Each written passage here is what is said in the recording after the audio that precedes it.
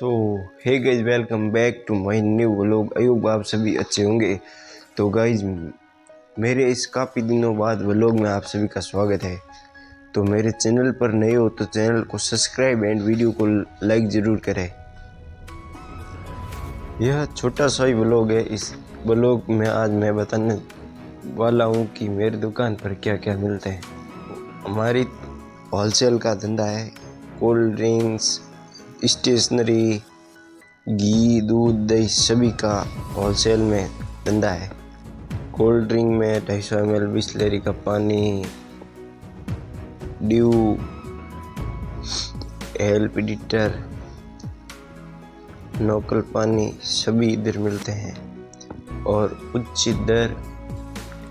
उचित मूल्य पर मिलता है और ख़ास बैग। इस व्लॉग में इतना ही। मिलते हैं नेक्स्ट वीडियो में, तब तक के लिए जय हिंद जय भारत। और चैनल पर नए हो तो सब्सक्राइब एंड वीडियो को लाइक जरूर करें।